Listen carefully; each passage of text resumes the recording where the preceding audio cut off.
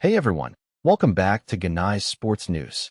And what a day to be a sports fan, because the 2026 FIFA World Cup has officially kicked off, and the world is watching. ESPN is reporting that Mexico got the tournament underway in style, defeating South Africa 2-0 right in their home city of Mexico City. The crowd was electric, the atmosphere was everything you'd expect from an opening match, and El Tri delivered on home soil. It's a massive early statement from Mexico, who will feel right at home with the tournament being hosted across North America this year. Meanwhile, over in Group A, Sky Sports reports that South Korea put on a gutsy performance, coming back from a goal down to beat Czech Republic 2-1 at the Estadio Guadalajara. That's a real character-building win for the Koreans, and it sets the group up beautifully going forward. The 2026 World Cup is here, folks, and it is already delivering the drama. Now staying with World Cup football, and BBC Sport has a fascinating story about England star Jude Bellingham ahead of the Three Lions campaign. The Real Madrid midfielder opened up about the mindset he believes England need to carry into this tournament, saying that he and his teammates need to genuinely feel the love when they pull on that England shirt. It's a remarkably candid statement from one of the best players on the planet. Bellingham seems to be speaking about the connection between the fans, the players, and the occasion, and how that emotional fuel can be the difference between a forgettable exit and a real run at the title. England have come agonizingly close in recent tournaments, and with the World Cup on home turf in North America, the pressure and the expectation has never been higher. Can Bellingham lead England to glory? The whole nation is holding its breath. Let's get into some transfer news now, and it's a big one for Premier League fans. According to ESPN's Transfer Talk, Manchester United are making moves in the left-back department, with two names high on their shortlist. First up is Antonee Robinson, the American international and Fulham fan favorite, who has been one of the standout fullbacks in the Premier League over the past couple of seasons. The second name is Lewis Hall from Newcastle United, who has impressed with his composure and attacking intent down the left flank. It's an interesting pair of targets that tells you something about United's ambitions. They want a world-class option at left-back, and they're clearly willing to look both domestically and across the pond to find the right profile. No deal is done yet, but the fact that United have shortlisted both players means things could move quickly as the summer window heats up. Robinson's potential move would also be a huge story for the USMNT, elevating his profile even further heading into the World Cup. All right, switching gears to basketball now, and this is the kind of story that gives you goosebumps.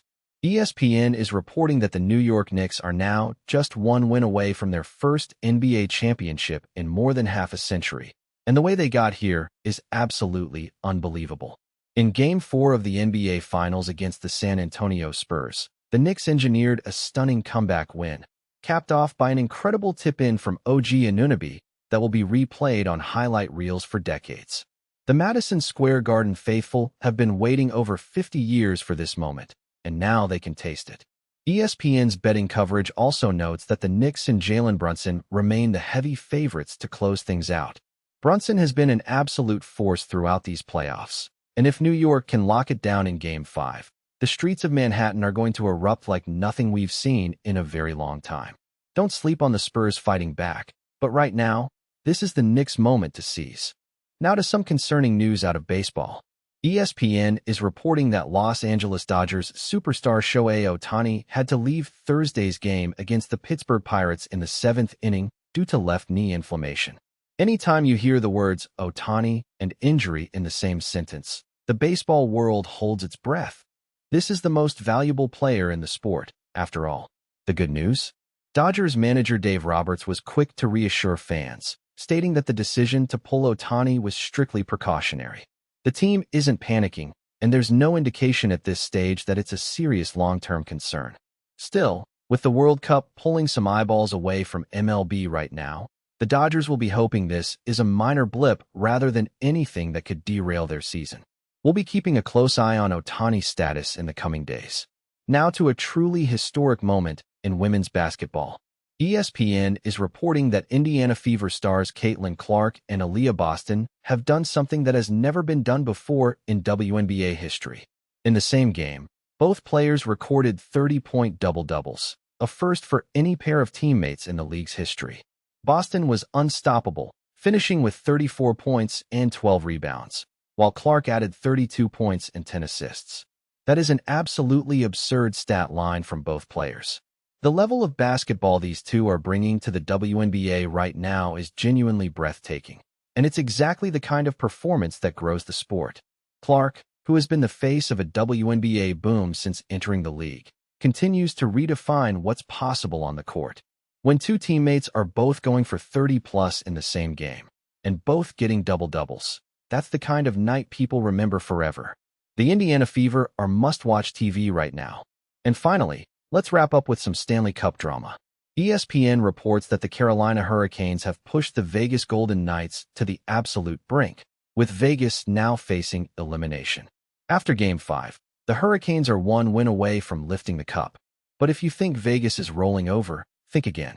Golden Knights head coach John Tortorella, one of the most fiery, passionate coaches in all of hockey, came out swinging after the loss, vowing that his team would force a Game 7 back in Raleigh. Tortorella is not a man who accepts defeat quietly, and his players feed off that energy. ESPN's game grades from Game 5 confirm Carolina has looked dominant, but hockey is never over until the final buzzer sounds. Can the Golden Knights summon the kind of resilience that has defined their franchise and drag this series to a deciding game? Or will the Hurricanes wrap it up and celebrate? Either way, hockey fans are in for a treat. That's all for today's show. Thanks so much for watching Genai Sports News. If you enjoyed the coverage, hit that like button, subscribe so you never miss an update, and we'll see you in the next one.